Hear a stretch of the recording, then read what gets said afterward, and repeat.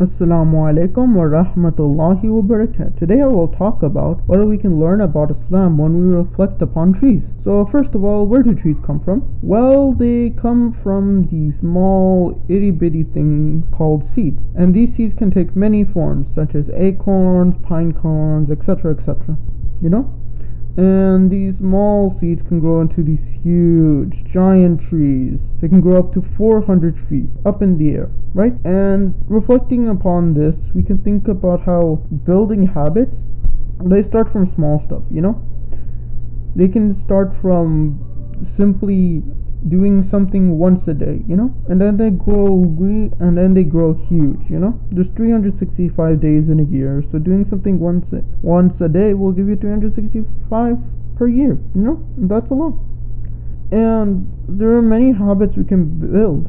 We can learn, for example, we can read Quran daily, and this will strengthen our relationship with the Quran, and we will be getting the good deeds that comes from reading the letters of the Quran. And there's also another habit we can do is start doing zikr. You know, zikr is this really important thing, right? Because I feel like it's underrated.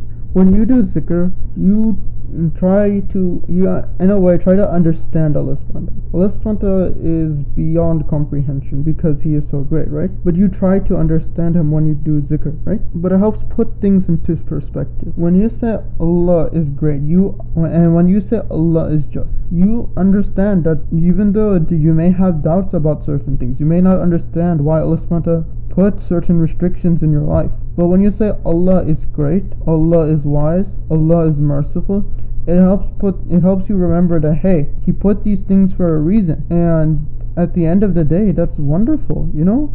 It's possible to be Muslim and to have doubts. But when you do zikr, you start to understand that hey, these doubts, these are nothing compared to Allah. And Allah subhanahu wa ta'ala knows about these things, and He knows the answer to them. And it's up to you to figure that answer out, or at the very least understand that even though these things exist, Allah subhanahu wa ta'ala is perfect. And at the end of the day, that's part of the reason why we do zikr. It's to understand that Allah is perfect. We may not understand the true extent because Allah is perfect. It's beyond even words. So we should try to do zikr. And another habit we can build is making dua. So we should start making dua even for like the smallest things, right? Because there's not really any downside to making dua unless you're making dua for something bad. And we should make dua even for small or big things. And we should remember that Allah subhanahu wa ta'ala gives us good deeds when we make dua, you know? That is such a good deal. We get to ask for the things we want and we get good deeds for it, you know? It's entirely possible that you making dua is what give you Jannah. You know, you making dua for that small thing will give you Jannah for those. You don't know.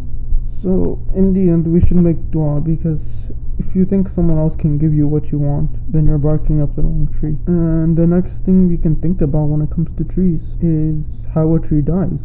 When a tree dies, it leaves seeds, you know, it leaves acorns, pine cones, etc., etc. And this can remind us of sadaqa jaria, you know. And with sadaqa jaria, you know, it's a beautiful thing.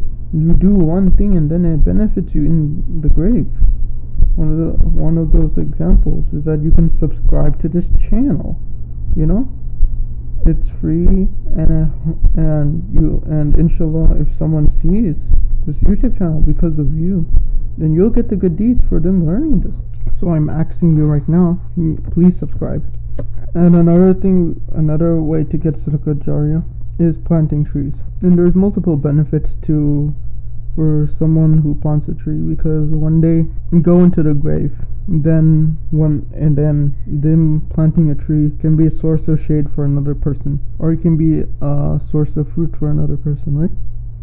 And you don't know what this benefit will do, right? Maybe that will save someone's life.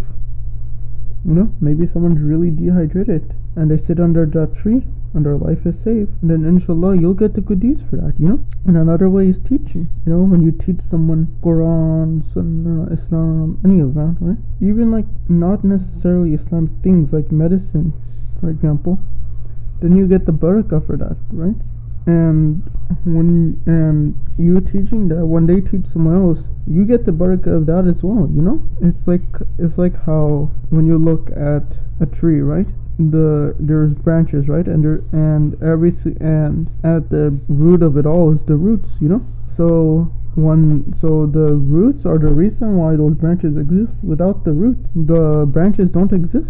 So you being that root, make it so then you gain the benefit of all those branches, right?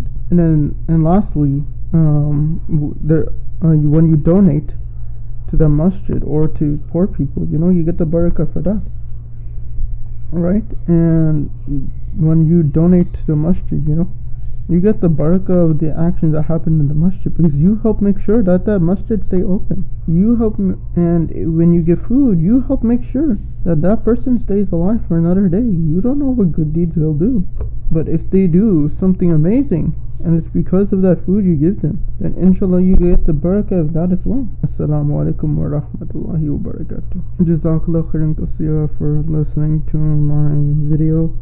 Please subscribe and comment in the comments below, and please tell me what other topics you would like to see. It would really help if you can give me feedback, and Allah Hafiz.